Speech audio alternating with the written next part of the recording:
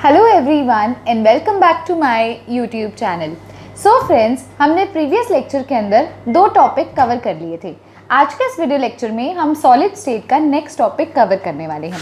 अब सबसे पहला क्वेश्चन तो ये राइज होता है भी मैम आपने कहा था भी जो हमारे वीडियोज़ हैं वो ट्यूसडे को एंड फ्राइडे को आएंगे, पर स्टूडेंट्स याद कीजिए मैंने अभी कुछ देर पहले टाइम टेबल जो है वो कम्युनिटी टैब पर, आपको यूट्यूब पर ही कम्युनिटी टैब जो होता है देखने को मिलता है, तो वहाँ पर मैंने टाइम टेबल अपलोड कर दिया है जिसमें अब आपको एनसीईआरटी सीरीज़ जो है ट्यूसडे को तो मिलेगी ही मिलेगी, अब फ्राइडे की बजाय वो आपको थर्सडे को मिलेगी।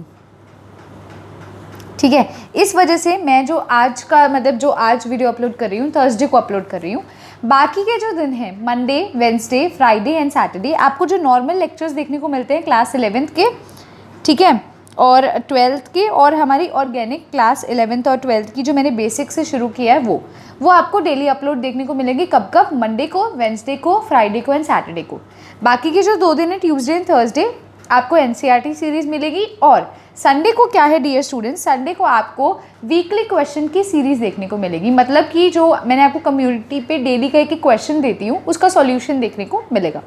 अब हम चलते हैं उस टॉपिक पे जहाँ से हमने मतलब छोड़ा था। मैंने आपको टॉपिक जो लास्ट में छोड़ा था वो था इंटेक्स्ट क्वेश्चंस, हम उसे स्टार्ट करने वाले हैं। तो देखिए सॉलिड स्टेट चैप्टर था। सॉलिड स्टेट चैप्टर पे चलने से पहले मैं आपको यहाँ पर ऑब्जेक्टिव्स देखने को मिलते हैं जो फर्स्ट पेज पर हैं। हम देखते हैं हमने प्रीवियस लेक्चर में क्या क्या कवर कर लिया था। सबसे पहली चीज़ जो हमने कवर की थी वो थी general characteristics of solid state. हमने क्या किया था, सॉलिड स्टेट की क्या कैरेक्टरिस्टिक्स है हमने उसको कवर किया था, राइट। उसके बाद हमने क्या देखा था, हमने डिस्टिंग्विश किया था between amorphous and crystalline solid. हमने एमॉर्फस सॉलिड क्या होते हैं, क्रिस्टलाइन सॉलिड क्या होते हैं, उनको स्टडी किया था। हमने देखा था क्रिस्टलाइन सॉलिड किस प्रकार के होते हैं। क्रिस्टलाइन जो सॉलिड होते हैं डियर स्टूडेंट्स, उसके पास क्या होती है, एक मैं कहूँ रेगुलर अरेंजमेंट होती है ना, और जो एमॉर्फस वाले होते हैं उसके अंदर इरेगुलर अरेंजमेंट होती है। रेगुलर अरेंजमेंट अगर आप सबको याद होगा तो कैसे होती थी, A B A B A B, कुछ इस प्रकार से ऊपर नीचे, मतलब आप सारी डायरेक्शंस में जाओ तो आपको एक ऑर्डर्ड मैनर में, रेगुलर मैनर में आपको पार्टिकल्स यानी कि एटम्स या फिर मॉलिक्यूल्स या फिर आयंस क्या है वो अरेंज देखने को मिलते थे।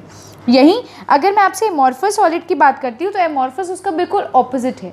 इसके अंदर आपको इरेगुलर अरेंजमेंट देखने को मिलती है, मतलब कि ए बी फिर ए एकदम से आ गया, फिर कहीं पे बी आ गया, तो कुछ मतलब फिक्स नहीं है, जैसे कि ऑर्डर्ड मैनर में नहीं है। तो हमने ये किया था और इस पे मैंने आपको 4 इंटेक्स्ट क्वेश्चंस दिए थे। तो अब सबसे पहले हम क्या करेंगे, उन 4 इंटेक्स्ट क्वेश्चंस को डिस्कस करेंगे। आइए देखते हैं। ओके सो हाँ जी, मैं इसे जूम कर देती हूँ थोड़ा सो दैट आपको और इजीली दिख जाएगा। सबसे पहला क्वेश्चन डियर स्टूडेंट्स जो आता है 1.1 क्वेश्चन है, why are solids rigid. Solids जो हैं वो रिजिड क्यों होते हैं, सॉलिड्स रिजिड क्यों होते हैं, इसका रीज़न क्या है। आप सबको याद होगा सॉलिड स्टेट के अंदर मैंने आपको बताया था भी, अगर मैं इसका स्ट्रक्चर ड्रॉ करती हूँ, पार्टिकल्स कैसे प्रेजेंट है, देखो ये फर्स्ट पार्टिकल है, जैसे मान लो ये सेकेंड है, ये थर्ड है, ये फोर्थ है, ऐसे ही नीचे कुछ पार्टिकल्स अरेंज्ड है।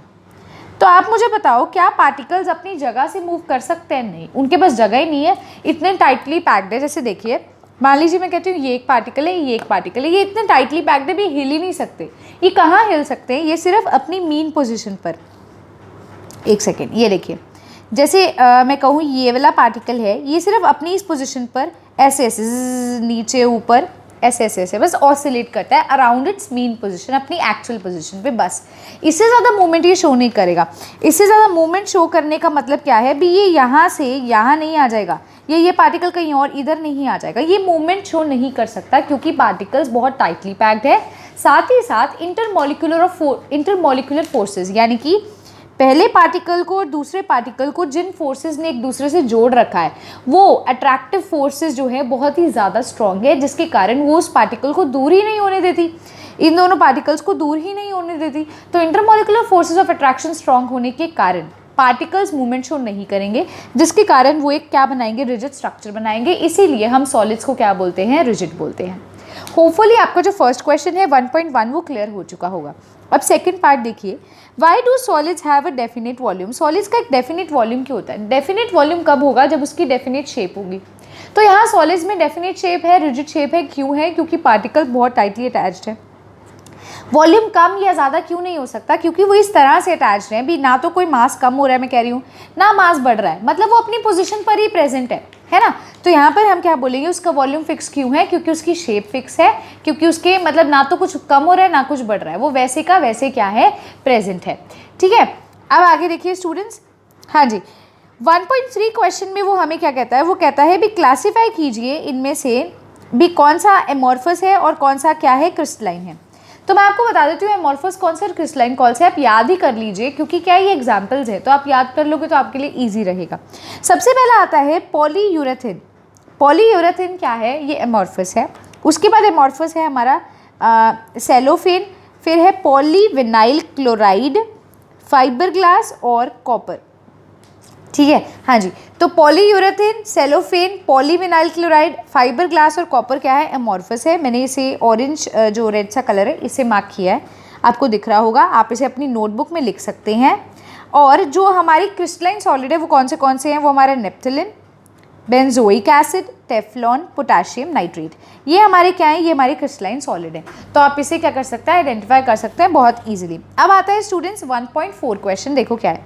Refractive index of a solid is observe to have same values along all directions. अब आप देखो, मैंने आपको बोला था भी किसी भी डायरेक्शन में चल जाओ, ये एक्स एक्सिस है, यहाँ चले गए, जैसे ये वाई एक्सिस है, नीचे आ गए, ये जेड एक्सिस है, किसी भी डायरेक्शन में चले जाओ तो फिजिकल प्रॉपर्टीज अगर सेम है तो वो कौन सा नेचर होता है, वो होता है आइसोट्रॉपिक। कौन सा नेचर होगा, वो होगा आइसोट्रॉपिक। तो जब physical properties along all direction same रहती है, जिसकी वैल्यू वो आइसोट्रॉपिक होती है, और अगर अलोंग किसी भी डायरेक्शन चले जाओ और उसकी जो वैल्यूज है वो सेम नहीं है, डिफरेंट है, तो वो क्या होता है, एनाइसोट्रॉपिक होता है। तो अब सेम उसने कहा भी रिफ्रैक्टिव इंडेक्स अगर हम देखें सारी डायरेक्शंस में सेम आ रहा है, तो comment on the nature of solid. तो वो सॉलिड कौन सा है, देखो comment on the nature of solid, तो वो सॉलिड होता है आइसोट्रॉपिक इन नेचर। ठीक है, साथ ही साथ वो कहता है क्या वो क्लीवेज प्रॉपर्टी शो करेगा। तो आप मुझे एक बात बताइए, अगर वो आइसोट्रॉपिक इन नेचर में, तो वो एमॉर्फस है, क्रिस्टलाइन है। एमॉर्फस है, मैंने आपको कैसे याद करवाया था, एआई से याद करवाया था। तो आई से मैंने बोला था आइसोट्रॉपिक, और ए का मतलब क्या होता है, एमॉर्फस, राइट। तो एमॉर्फस के अंदर आते हैं, एमॉर्फस कैसे क्लीवेज शो करते हैं। आपको ऊपर अगर आप एक और पेज जाओगे प्रीवियस पेज पे, तो आप देखोगे मैंने एक टेबल याद करवाया था एमॉर्फस और क्रिस्टलाइन के बीच में, जो उन्हें डिफ्रेंशिएट करता है। तो उसके अंदर क्या मैंने आपको बोला था भी, एमॉर्फस के अंदर इरेगुलर शेप होती है, जिसके कारण जब हम उसको क्लीवेज करेंगे, काटेंगे, तो हम देखते हैं इरेगुलर पैटर्न देखने को मिलता है। ठीक है स्टूडेंट्स, हमें क्या देखने को मिलेगा, एक इरेगुलर सा पैटर्न देखने को मिलेगा। तो होपफुली आपके जो है वो first 4 questions in text questions हो गए होंगे सॉल्व। अब आपने मुझे कमेंट बॉक्स के अंदर कमेंट करके बताना भी आपके कितने करेक्ट थे। आपने अपना नेम, अपना सिटी का नेम और अपना भी कितने क्वेश्चंस करेक्ट है 4 में से, वो लिखना है। ठीक है, ताकि मुझे पता चलता रहे भी हाँ जी आपको समझ आ रही है एनसीईआरटी सीरीज़ या नहीं आ रही। तो कमेंट सेक्शन में ज़रूर बताइएगा। अब हम चलते हैं हमारे आज के इस टॉपिक पर, जहाँ पर हम ये देखेंगे भी बेसिकली जो हमारा नेक्स्ट टॉपिक है वो है क्या। जो हमारे नेक्स्ट टॉपिक है स्टूडेंट्स वो है क्लासिफिकेशन ऑफ क्रिस्टलाइन सॉलिड। यानी कि अब हम क्या करेंगे, क्रिस्टलाइन सॉलिड को स्टडी करेंगे, उनकी क्लासिफिकेशन करेंगे फर्दर कितने पार्ट्स में वो डिवाइडेड है। तो क्रिस्टलाइन वो होते हैं जिसके अंदर क्या होती है, रेगुलर शेप होती है, जिसके अंदर ए बी पैटर्न देखने को मिलता है। रीड कर रही हूँ, ध्यान से देखिएगा, मैं इसे थोड़ा जूम कर रही हूँ ताकि आपको ईजिली विजिबल हो। ये है classification of crystalline solids. Okay, we have learned about amorphous substances. amorphous substances कौन सी substances होती हैं स्टूडेंट्स, ऐसी substances जो irregular shape की होती है, तो हमने इनके बारे में पढ़ा है। and that only they have short range order, और इनके पास short range order होता है, मतलब कि कुछ डिस्टेंस तक इनका ऑर्डर सही जाता है, ऑर्डरल मैनर में, रेपिटेटिव मैनर में जाता है, फिर चेंज हो जाता है। कैसे, ए बी फिर बी ए, ऐसे अजीब आ गया। हालांकि होना कैसे चाहिए था, ए बी, लेकिन ऐसा नहीं हुआ। एक अजीब से मैनर में कभी ए आ रहा है कभी बी आ रहा है, इरेगुलर सी शेप है, तो ये मॉर्फस के अंदर आता है, जिसके कारण इसका शॉर्ट रेंज ऑर्डर होता है।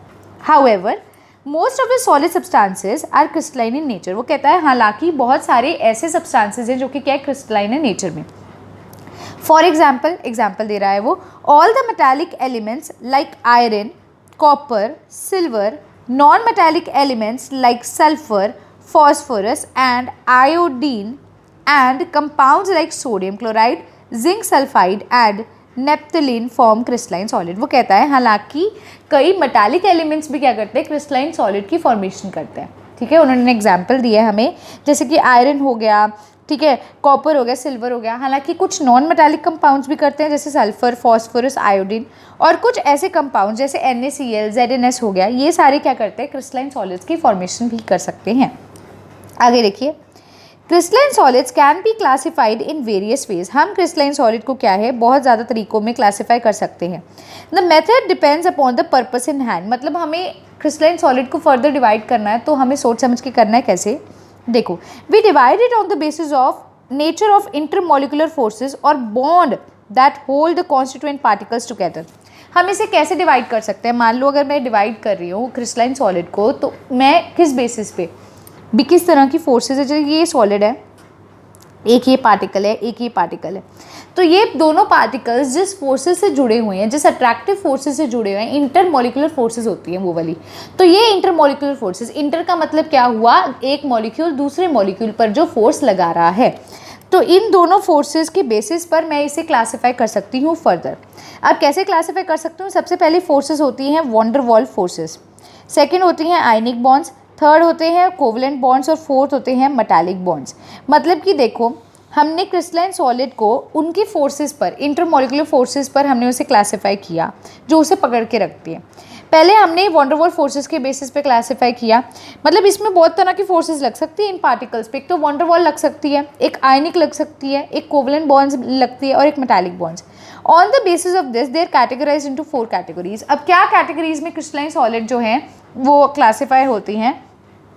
पहली कैटेगरी स्टूडेंट्स आती है मॉलिक्यूलर, सेकंड आती है आयनिक, थर्ड आती है मेटालिक, और फोर्थ आती है कोवलेंट सॉलिड्स। तो 4 में क्लासिफाइड होती है। मॉलिक्यूलर, मेरे पीछे पीछे बोलो, molecular, ionic, metallic and covalent solids.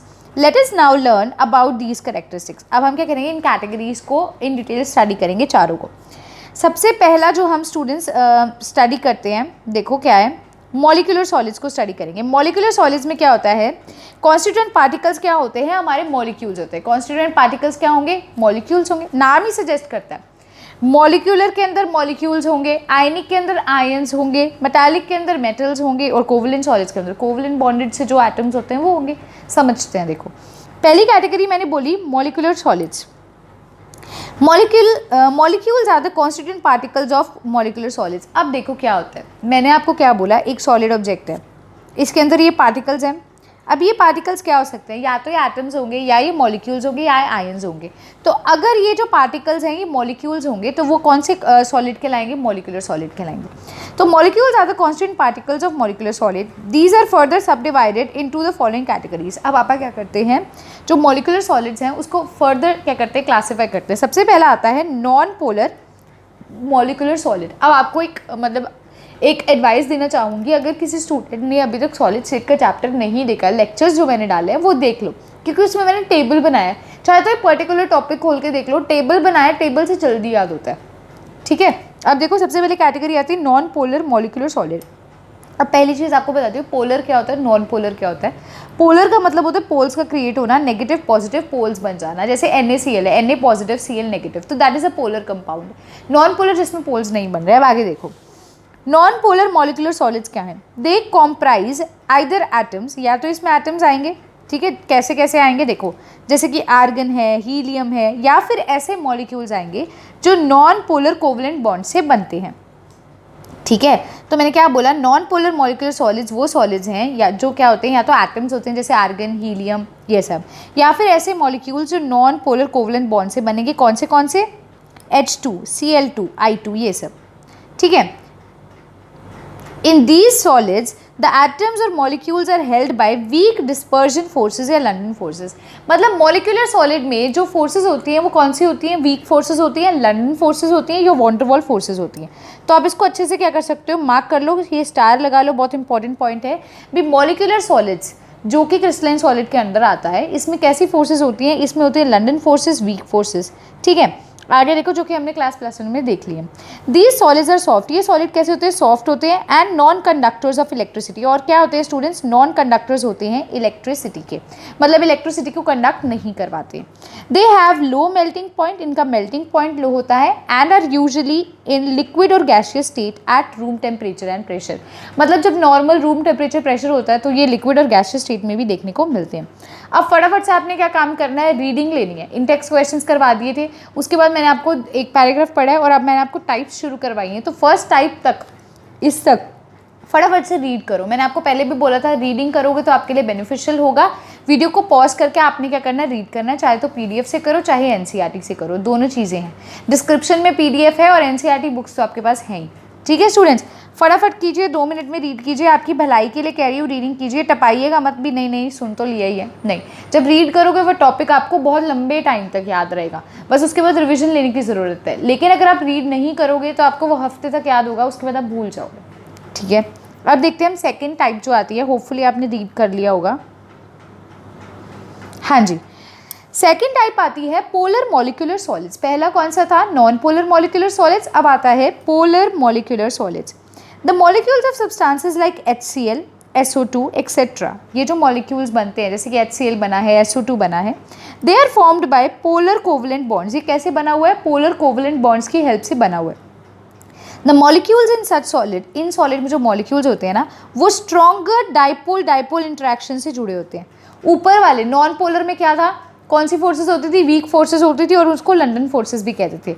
Polar molecules में क्या होता है, dipole dipole, strong dipole dipole forces से वो हेल्ड है। दीज सॉलिड्स आर सॉफ्ट, ये भी सॉफ्ट हैं, ऊपर वाले भी सॉफ्ट थे। They are non conductors of electricity, ये भी नॉन कंडक्टर्स हैं, ऊपर वाले भी नॉन कंडक्टर्स थे। आगे, their melting points are higher than those of non polar, इनका मेल्टिंग पॉइंट, यहाँ स्टार लगा लो, इनका मेल्टिंग पॉइंट जो है वो हायर होता है नॉन पोलर वालों से। नॉन पोलर सॉफ्ट थे, नॉन कंडक्टर थे, ये भी सॉफ्ट है, नॉन कंडक्टर है। फ़र्क कहाँ पर है, इसका मेल्टिंग पॉइंट कुछ ज़्यादा है उसके comparatively. Yet most of these gases और liquids under the room temperature and pressure, वो भी ये बोलता है भी रूम टेम्परेचर और प्रेशर पर वो गैसेज और लिक्विड्स होते हैं, और ये भी क्या होते हैं, रूम टेम्परेचर और प्रेशर पर गैसेज और लिक्विड्स का काम करते हैं। सॉलिड SO2, जो सॉलिड SO2 है डियर स्टूडेंट्स, और मैं कहूँ solid NH3 are some examples of such solid, मतलब इन सॉलिड्स के एग्जाम्पल है SO2 हो गया, NH3 हो गया। ऊपर वाले के एग्जाम्पल क्या थे, आर्गन, हीलियम या फिर H2Cl2I2, ये सारे थे, राइट। सो फटाफट से क्या करो, वीडियो को पॉज करके सेकंड टाइप यानी कि पोलर मॉलिक्यूलर सॉलिड्स को रीड करो। अब पापा देखते हैं third type, hydrogen bonded molecular solids. फटाफट कीजिए डियर स्टूडेंट्स, इसे रीड कीजिए। Okay, hydrogen bonded molecular solids क्या होते हैं, the molecules of such solids contain polar covalent bonds between hydrogen. ठीक है, देखो हाइड्रोजन बॉन्डेड जो होते हैं बेसिकली हाइड्रोजन बॉन्डिंग वाले होते हैं। आपने +1 के अंदर जो 4th चैप्टर है केमिकल बॉन्डिंग, होपफुली इसके अंदर स्टडी किया होगा। क्या होता है, मैं आपको जनरल सा हिंट देती हूँ। देखो जैसे मान लो, मैं इसको थोड़ा एक बार शॉर्ट करके यहाँ साइड पर बताती हूँ। ओके, इधर देखो। सो मैं अगर आपको बोलूँ ये हाइड्रोजन एटम है, जब ये हाइड्रोजन किसी मान लो more electronegative atom, for example fluorine के साथ जुड़ा हुआ या नाइट्रोजन या ऑक्सीजन, 3 ही हो सकते हैं, फ्लोरीन, नाइट्रोजन, ऑक्सीजन, क्योंकि इनका साइज स्मॉल होता है और इनकी इलेक्ट्रोनेगेटिविटी ज़्यादा होती है। 2 कंडीशंस होती हैं, साइज स्मॉल होना चाहिए दूसरे एटम का और उसकी इलेक्ट्रोनेगेटिविटी ज़्यादा होनी चाहिए। तो फ्लोरीन के हाइड्रोजन से इलेक्ट्रोनेगेटिविटी ज़्यादा है, तो अब ये अगर इससे अटैच है तो क्या करेगा, ये एक मॉलिक्यूल एक और मॉलिक्यूल HF जो है उसके, मतलब इस सेकंड मॉलिक्यूल का हाइड्रोजन इस फर्स्ट मॉलिक्यूल के फ्लोरीन के साथ क्या करेगा, अट्रैक्शन शो करेगा, जिसको हम हाइड्रोजन बॉन्डिंग कहते हैं। ठीक है, तो इस पे क्या होता है, जैसे हाइड्रोजन पे पार्शियल पॉजिटिव चार्ज है और फ्लोरीन पे पार्शियल नेगेटिव है, सिमिलरली इधर भी पार्शियल पॉजिटिव और इधर नेगेटिव है। तो एक मॉलिक्यूल का पार्शियल पॉजिटिव, ओके, एक मॉलिक्यूल का पार्शियल पॉजिटिव दूसरे मॉलिक्यूल के पार्शियल नेगेटिव के साथ जब अट्रैक्शन शो करेगा उसे हाइड्रोजन बॉन्डिंग कहते हैं। ठीक है, अब आपको इधर दिखाती हूँ, देखो पढ़ते हैं क्या है, हाइड्रोजन बॉन्डेड मॉलिक्यूलर सॉलिड्स, ये थर्ड टाइप होती है। ठीक है, इसके अंदर देखिए मॉलिक्यूलर सॉलिड्स के अंदर ही the molecules of such solids contain polar covalent bond, इसमें क्या होता है, कोवलेंट बॉन्ड बनता है between hydrogen and fluorine, oxygen and nitrogen atom. Strong hydrogen bonding binds molecules of such solids like H2O. आपको H2O जो है हाइड्रोजन बॉन्डिंग का एग्जाम्पल देखने को मिलता है। ये भी क्या होते हैं, नॉन कंडक्टर्स होते हैं स्टूडेंट्स इलेक्ट्रिसिटी के। ठीक है, generally they are volatile liquid और soft solid under room temperature and pressure. जो ऊपर वाले 2 थे वो लिक्विड थे और गैसेस थे, लेकिन ये क्या है, ये क्या है, सॉफ्ट सॉलिड है और वॉलेटाइल लिक्विड का काम करता है under room temperature and pressure पे। आगे देखते हैं, ये तो था मॉलिक्यूलर सॉलिड के बारे में। फटाफट से थर्ड टाइप भी रीड कर लो। अब आता है आयनिक सॉलिड। अब आप आयनिक सॉलिड को रीड करते हैं। ओके, आयनिक सॉलिड क्या होते हैं, देखो हमने बोला था 4 टाइप्स में हम क्रिस्टलाइन सॉलिड को क्लासीफाई करते हैं। पहला मॉलिक्यूलर सॉलिड की आपको 3 टाइप्स बता दी, पोलर, नॉन पोलर और हाइड्रोजन बॉन्डेड। अब आता है आयनिक सॉलिड। आयनिक सॉलिड क्या होते हैं, इसके अंदर पार्टिकल्स जो होते हैं वो आयंस होते हैं। मॉलिक्यूलर सॉलिड में क्या पार्टिकल्स होते थे, मॉलिक्यूल्स। आयनिक के अंदर क्या पार्टिकल्स होते हैं, आयंस होते हैं। तो ions are the constituent particles of the ionic solid. Such solids are formed by three-dimensional arrangement of cations and anions bonded by strong coulombic यानी कि इलेक्ट्रोस्टैटिक फोर्स। अब आयनिक के अंदर क्या होता है स्टूडेंट्स, आयनिक के अंदर ना कटाइंस और एनाइंस में इंट्रैक्शन होती है, मतलब पॉजिटिव वाले में और नेगेटिव वाले चार्ज पार्टिकल्स में अट्रैक्शन होती है। जैसे NaCl ले लो, NaCl में Na पॉजिटिव होता है और Cl नेगेटिव होता है। तो Na पॉजिटिव और नेगेटिव यानी कि कटाइन और एनाइन में जब अट्रैक्शन होगी जो उनसे बॉन्ड बनेगा उसे आयनिक सॉलिड कहते हैं। तो देखो दोबारा रीड कर रही हूँ। Ionic solid are the constituent particles of ionic solid, मतलब ions are the constituent particles of ionic solid. Such solid, sorry students, sorry for the disturbance. Such solids are formed by three-dimensional arrangements of cations and anions bounded by strong coulombic electrostatic force। ये जो arrangement होती है इसके अंदर क्या होता है, positive और नेगेटिव एक दूसरे के साथ फोर्सेज जो है अट्रैक्शन शो करते हैं। कौन सी अट्रैक्शन होती है, electrostatic. These solids are hard and brittle in nature। अभी तक जो हमने मॉलिक्यूलर सॉलिड्स पढ़े थे वो सॉफ्ट होते थे, लेकिन ये क्या है, ये हार्ड है।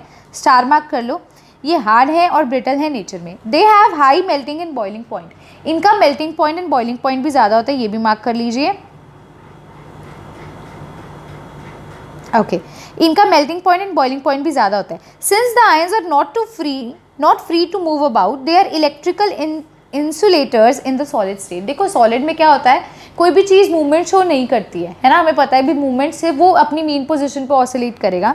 तो वो यही बोलता है भी, जैसे कि हमें पता है ये आयंस फ्री टू मूव नहीं है, मूवमेंट शो नहीं करते हैं, जिसके कारण ये इलेक्ट्रिकल इंसुलेटर का काम करते हैं सॉलिड स्टेट में। सॉलिड स्टेट में इलेक्ट्रिकल इंसुलेटर का भी काम करेंगे आयनिक सॉलिड्स।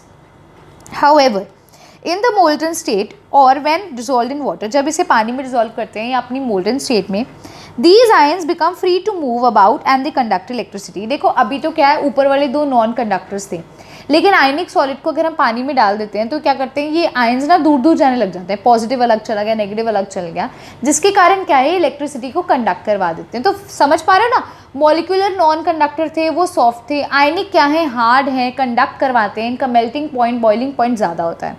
क्लियर है। फटाफट से स्टूडेंट्स आयनिक सॉलिड को रीड करेंगे। अब हम देखते हैं थर्ड टाइप जो है वो है मेटालिक सॉलिड के बारे में। फटाफट से आयनिक सॉलिड को रीड कर लीजिए। ओके, मेटालिक सॉलिड क्या होता है dear students, metals are orderly collection of positive ions surrounded by and held together by a sea of free electrons. अब इसके अंदर आप सबको याद होगा मैंने कर्नल्स की बात की थी।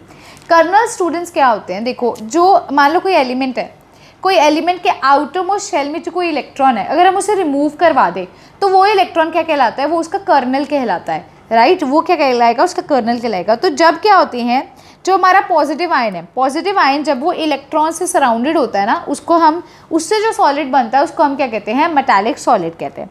क्लियर है। तो metals are orderly collection of positive ions surrounded by and held together by a sea of free electrons. मतलब कि जो फ्री इलेक्ट्रॉन्स कौन से, जो वैलेंस शेल वाले होते हैं और उसे हमने रिमूव करवा दिया। ठीक है। These electrons are mobile, mobile मतलब वो मूव कर सकते हैं।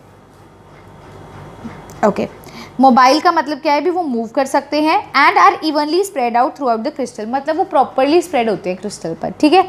Each metal atom contributes one or more electrons towards this sea of mobile electrons. हर मेटल एटम जो है ना उसके आसपास एक से ज़्यादा इलेक्ट्रॉन्स प्रेजेंट होते हैं। These free and mobile electrons are responsible for high electrical and thermal conductivity of metals. मतलब इन इलेक्ट्रॉन्स के कारण ही क्या होती है, थर्मल कंडक्टिविटी होती है। तो अगर आपने ऊपर वाले दो देखे होंगे तो उसके अंदर कुछ ऐसा नहीं था, उसके अंदर इलेक्ट्रिकल कंडक्टिविटी का दूर दूर तक बात नहीं की थी। तो आप इसे स्टार लगा दीजिए। एक नई चीज़ आपको देखने को मिली है भी, इलेक्ट्रिकल एंड थर्मल कंडक्टिविटी करवाता है मेटल्स की। कौन करवाता है, metallic solid. When an electric field is applied, जब आप इलेक्ट्रिक फील्ड लगाते हैं, these electrons flow through out the network of positive ions. मतलब ये क्या करते हैं, पॉजिटिव आयंस की तरफ मूव करते हैं।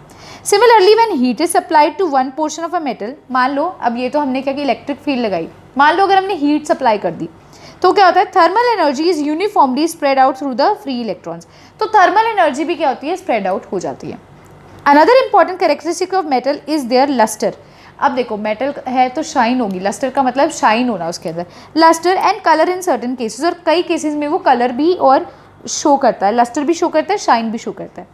This is also due to the presence of free electrons. Free electrons के कारण ही हमें क्या होता है, कई सॉलिड्स में कलर देखने को मिलता है। वो क्यों होता है? क्योंकि उसके अंदर फ्री इलेक्ट्रॉन्स प्रेजेंट होते हैं जो कलर के लिए रिस्पॉन्सिबल होते हैं। Metals are highly malleable and ductile, मतलब कि इनको थिन शीट्स में और थिन वायर्स में हम बीट अप कर सकते हैं। ये हाईली मेलिएबल भी होते हैं, डक्टाइल भी होते हैं। तो फटाफट से आप क्या करोगे, मेटालिक सॉलिड्स को डियर रीड करोगे। अब आप देखते हैं जो हमारी फोर्थ टाइप है वो आती है कोवलेंट और नेटवर्क सॉलिड्स। कौन सी आती है? कोवलेंट और नेटवर्क सॉलिड्स। कोवलेंट और नेटवर्क में देखिए students, a wide variety of crystalline solid of non metals. अब देखो अभी तक जो हम पढ़ रहे थे, किसी के अंदर आर्गन एग्जाम्पल है, किसी में H2 है, किसी में Cl2 है। जो कोवलेंट वाले होते हैं उसके अंदर एग्जाम्पल नॉन मेटल्स होते हैं। तो देखो, a wide variety of crystalline solid of non metals result from the formation of covalent bond between adjacent atom through out the structure.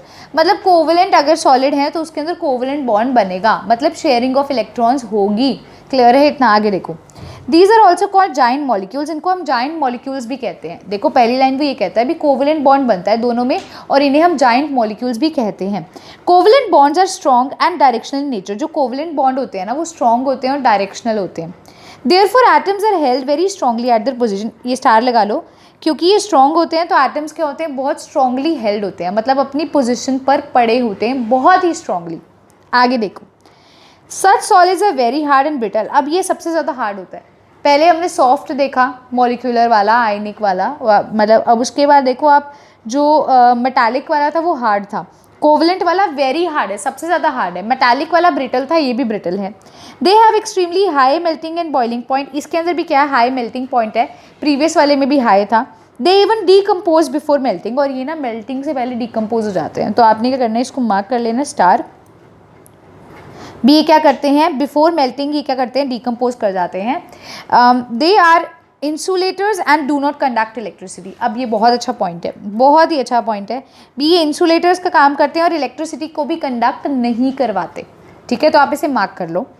Diamonds and silicon carbide are typical examples of such solid. अभी हम figure देखेंगे, उसके अंदर हमें बताया है भी diamond है और सिलिकॉन कार्बाइड जो है वो इसके एग्जाम्पल है। Although graphite also belongs to the class of crystals but it is soft. अब देखो क्या है, डायमंड्स और मैंने कहा भी सिलिकॉन कार्बाइड तो है ही है इसके अंदर, लेकिन ग्रेफाइट भी क्रिस्टल है कहीं ना कहीं, बट ग्रेफाइट सॉफ्ट है और हमें पता है कोवलेंट वाले हार्ड है ना। तो इसके कारण देखो यहाँ पे लिखा है graphite also belongs to the class of crystals but it is soft and is a conductor of electricity. मैंने आपको बोला कोवलेंट वाले इलेक्ट्रिसिटी कंडक्ट नहीं करवाएंगे, कोवलेंट वाले हार्ड है। लेकिन ग्रेफाइट क्या है, ग्रेफाइट जो है हमारा वो क्रिस्टल्स को तो बिलोंग करता है, लेकिन ये सॉफ्ट है और ये इलेक्ट्रिसिटी को कंडक्ट करवाता है, ये इलेक्ट्रिसिटी को कंडक्ट भी करवाता है। तो ये क्या इसकी एक्सेप्शनल प्रॉपर्टी है ना। आगे देखिए, its exceptional properties are due to its typical structure. क्यों? क्योंकि उसका स्ट्रक्चर कुछ अलग सा है। देखो क्या स्ट्रक्चर, पहले हम स्ट्रक्चर ही देखते हैं उसके बाद ही देखेंगे। पहला स्ट्रक्चर आपको देखने को मिल रहा है, ये है हमारा डायमंड का स्ट्रक्चर। देखिए ये है डायमंड का स्ट्रक्चर और ये है स्ट्रक्चर ग्रेफाइट का। देखो हैं तो दोनों ही कार्बन की फॉर्म्स, मानते हो, है तो दोनों ही कार्बन के एलोट्रॉपिक फॉर्म्स, लेकिन स्ट्रक्चर में फ़र्क होने के कारण ग्रेफाइट सॉफ्ट है। ग्रेफाइट इलेक्ट्रिसिटी को क्या करता है, कंडक्ट, मतलब मैंने भी आपको यहाँ पे बताया ना, एक सेकेंड देखो, ग्रेफाइट जो है वो कंडक्ट करवा लेता है, सॉफ्ट है, लेकिन जो हमारा डायमंड है या सिलिकॉन कार्बाइड है इलेक्ट्रिसिटी को कंडक्ट नहीं करवाते, ये हार्ड होते हैं। तो देखो कार्बन एटम्स मैं रीड कर रही हूँ, इसको थोड़ा मैं जूम कर देती हूँ आपके लिए। Carbon atoms are arranged in different layers. यहाँ पर आपको देखने को मिल रहा है भी कार्बन एटम्स एक एक लेयर्स में अरेंज है, ऐसे 1 2 3 4 लेयर्स में। And each atom is covalently bonding to the 3 of its neighbouring atom in the same layer. देखो कार्बन की क्या वैलेंसी होती है, 4 वैलेंसी होती है, तो एक एटम क्या पर्टिकुलरली 3 और एटम से क्या है कोवलेंटली बॉन्डेड होता है। The fourth valence electrons of each atom is present between layers, और जो फोर्थ वाला होता है वो बिटवीन द लेयर्स प्रेजेंट होता है and is free to move about. और क्या कर सकते हैं हम उसे फ्रीली मूव करवा सकते हैं। ओके आगे देखिए, the free electrons make graphite a good conductor of electricity. मतलब ग्रेफाइट के केस में क्या है, 3 तो कोवलेंटली बॉन्डेड है और चौथे वाला क्या बिटवीन द लेयर्स प्रेजेंट है, जिसकी वजह से वो इलेक्ट्रिसिटी को बहुत ईजिली कंडक्ट करवा सकता है। Different layers can slide over one other, मतलब एक लेयर ऐसे दूसरे के ऊपर स्लाइड ओवर कर जाती है, ऊपर आ जाती है, नीचे आ जाती है, ऐसे हो जाता है। ठीक है, this makes graphite a soft solid. इसके कारण वो सॉफ्ट सॉलिड भी बनता है और सॉलिड लुब्रिकेंट का काम भी करता है। ठीक ठीक है, अब आगे देखिए, sorry students, the different properties of 4 types of solid. अब क्या किया है, एक टेबल की फॉर्म में हमने इसे याद करने की कोशिश किया है। देखो, ओके, मैं इसको थोड़ा जूम कर रही हूँ, एक एक करके रीड करते हैं। देखो, सबसे पहला जो आता है हमारे पास वो आते हैं टाइप्स ऑफ सॉलिड, आपको देखने को मिलेंगे। फिर आते हैं उनके कॉन्स्टेंट पार्टिकल्स, फिर उनके अंदर कैसी फोर्सेस हैं, कुछ एग्जांपल्स, उसकी फिजिकल नेचर, इलेक्ट्रिकल कंडक्टिविटी और मेल्टिंग पॉइंट। मतलब जो अभी तक हमने पढ़ा ना, उसको एक टेबल की फॉर्म में करेंगे। उससे पहले वीडियो को पॉज करेंगे, आपने जितना मैंने अभी पढ़ा है उसको रीड करो, 5 मिनट लगाओ, उसको रीड करो, तभी परफेक्टली होगा। देखो, रीड नहीं करोगे क्योंकि ये कई चीज़ें जो थ्योरेटिकल हैं, आगे जाके न्यूमेरिकल्स आएंगे तो मज़ा भी आएगा। थ्योरेटिकल है, इसे समझने की कोशिश करो, कहीं ना कहीं से क्वेश्चन आ जाता है। जैसे स्टार जहाँ जहाँ लगवाया वो इंपॉर्टेंट है आपके लिए, उसको अच्छे से नोट करो, ठीक है। वीडियो को पॉज करेंगे स्टूडेंट्स और इसको रीड करेंगे। अब आप देखते हैं टाइप्स ऑफ सॉलिड। सबसे पहले आप ले रहे हैं मॉलिक्यूलर सॉलिड। मॉलिक्यूलर सॉलिड को हम 3 पार्ट्स में डिवाइड करते हैं, नॉन पोलर में, पोलर में और हाइड्रोजन बॉन्डेड में। इतना क्लियर है, बता दिया था। कैसे पार्टिकल्स होते हैं मॉलिक्यूलर सॉलिड के अंदर, कौन से पार्टिकल्स होते हैं, मॉलिक्यूल्स होते हैं, राइट, ओके। मॉलिक्यूलर सॉलिड के अंदर कौन से होते हैं पार्टिकल्स, मॉलिक्यूल्स होते हैं। इसमें कैसी फोर्सेस होती है, हम नॉन पोलर के अंदर, जो हमारे नॉन पोलर है स्टूडेंट्स, इसके अंदर कैसी फोर्सेस है, देखो इसके अंदर डिस्पर्जन है और कौन सी फोर्सेस है हमारे पास, लंडन फोर्सेस हैं, ठीक है। और स्टूडेंट्स इसके अंदर क्या एग्जाम्पल है, एग्जाम्पल है आर्गन, CCl4, H2, I2 और CO2, ठीक है। इसकी फिजिकल नेचर क्या है, इसकी फिजिकल नेचर ये है भी, ये क्या है, सॉफ्ट है। उसके बाद ये क्या है, ये इंसुलेटर का काम करता है। और इसका मेल्टिंग पॉइंट क्या है डियर स्टूडेंट्स, इसका मेल्टिंग पॉइंट भी क्या है, लो है। तो क्लियर है, मैंने थोड़ा सा हाईलाइट कर दिया आप लोगों के लिए। अब देखिए, आपने देखा मॉलिक्यूलर सॉलिड कैसे हैं, अब इसको पक्का याद कर लो, अच्छे से याद कर लो। मॉलिक्यूलर सॉलिड्स कैसे होंगे, मॉलिक्यूलर सॉलिड्स वो होंगे जिनका मेल्टिंग पॉइंट लो है, जो कि इंसुलेटर का काम करता है, जिनकी फिजिकल जो नेचर है वो सॉफ्ट है। एग्जाम्पल्स हैं आर्गन, CCl4, H2, I2 और CO2। और कैसी फोर्सेज है, लंडन फोर्सेज है। अब आता है पोलर वाला। पोलर वाले के केस में क्या है, डाइपोल डाइपोल इंटरैक्शन देखने को मिलती है। HCl और SO2 एग्जाम्पल हैं। इसकी भी नेचर सॉफ्ट है, इंसुलेटर का ही काम करता है और इसका मेल्टिंग पॉइंट भी लो होता है।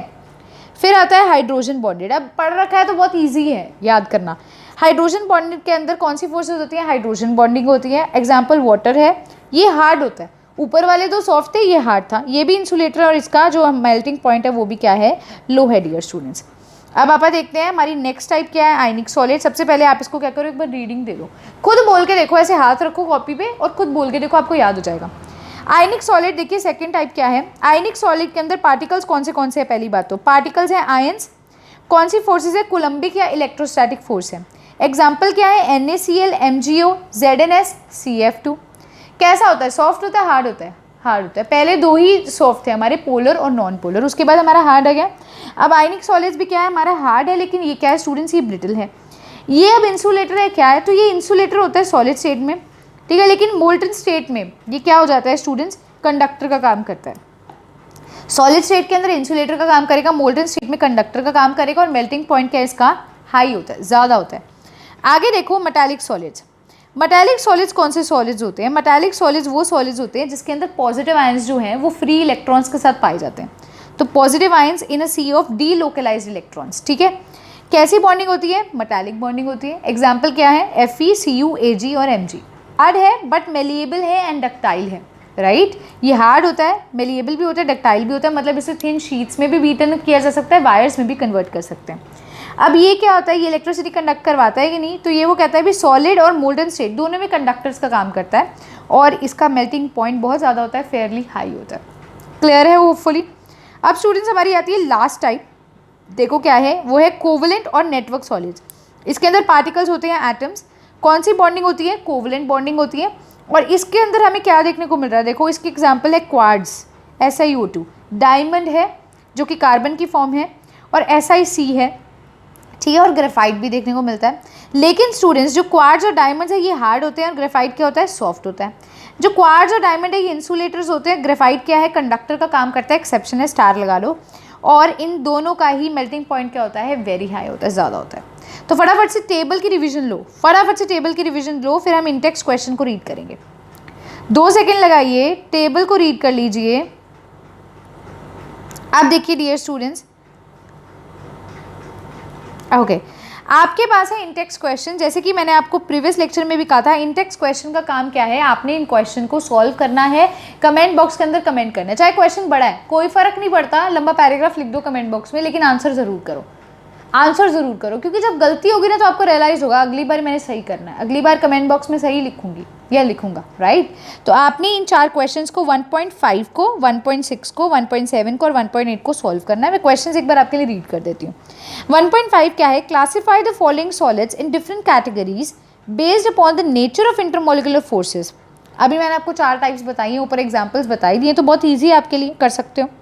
1.6 क्या है, solid A is very hard electrical insulator in solid as well as in molten state, ठीक है, और वो हाई टेम्परेचर पे मेल्ट भी हो जाता है। किस तरह का सॉलिड है, तो अब अगर आपको टेबल याद है ना स्टूडेंट्स, तो आप इजीली आंसर कर सकते हो। टेबल को अच्छे से याद करो, कॉपी पे 2-3 बार बनाओ ताकि आपको याद हो जाए, तो क्वेश्चन देखो ईजिली हो जाएगा। अब आपको पता है भी मोल्टन स्टेट में और दूसरे स्टेट में मैं कह सकती हूँ भी हमारा जो सॉलिड स्टेट में भी इलेक्ट्रिकल इंसुलेटर का काम कौन करता है और इसका टेम्परेचर जिसका ज़्यादा होता है वो सॉलिड कौन सा है, तो आप बता सकते हो, ठीक है। 1.7 है, आयनिक solids conduct electricity in molten state but not in solid state. Molten state में तो कंडक्ट करवाती है लेकिन सॉलिड स्टेट में नहीं, तो इसको एक्सप्लेन करो, रीजन बताना है। लास्ट आता है, what type of solids are electrical conductors, malleables and ductile. बहुत सिंपल से क्वेश्चन है, टेबल आता है ना तो जवाब आता है, इतना मेरा मान लीजिए, टेबल पता है आपको तो जवाब भी पता है आपको, ठीक है डियर स्टूडेंट्स। अब देखिए स्टूडेंट्स, इसके बाद है crystal, lattice and unit cell. हाँ जी, तो 1.4 जो है वो आपको नेक्स्ट वीडियो लेक्चर के अंदर डियर स्टूडेंट्स क्या है देखने को मिलेगा। इसका रीज़न ये है क्योंकि ज़्यादा हॉचपॉच हो जाएगा, एक टॉपिक जो है टाइप्स ऑफ जो हमारी क्लासिफिकेशन है क्रिस्टलाइन सॉलिड का, वो हमने इस वीडियो लेक्चर के अंदर कवर किया है, ठीक है। सो अगर आपको आज का वीडियो लेक्चर, ये जो पहला वीडियो लेक्चर मैंने अपलोड किया है, मतलब जो नेक्स्ट डे वाला है, ट्यूसडे के अगले वाला सेकंड लेक्चर जो है, अगर आपको ये अच्छा लगा है तो लाइक कर दीजिए, बहुत अच्छा लगा है तो आप शेयर कर सकते हैं, सब्सक्राइब कर सकते हैं, और अगर आपको स्टूडेंट्स कहीं पर डाउट लगता है तो आप कमेंट बॉक्स के अंदर कमेंट भी कर सकते हैं भी मैम हमें ये लाइन क्लियर नहीं हुआ है, दोबारा बता दो, तो मैं नेक्स्ट लेक्चर में उसी लाइन को एक बार दोबारा से डिस्कस कर लूँगी, सो दैट आपका वो चीज़ क्लियर हो जाएगा। और फिर अब आपको मैं दोबारा बता दूं भी आपको एनसीईआरटी सीरीज़ के जो हमारे लेक्चर्स हैं वो कब कब देखने को मिलेंगे, वो ट्यूसडे को एज वेल एज वो आपको कब देखने को मिलेंगे, थर्सडे को देखने को मिलेंगे, ठीक है डियर स्टूडेंट्स। सो जितना हो सकता है उतना इसको शेयर कीजिए और स्टूडेंट्स तक पहुंचाइए, लाइक कीजिए, कमेंट कीजिए एंड सब्सक्राइब कीजिए। Thanks a lot dear students, have a good day.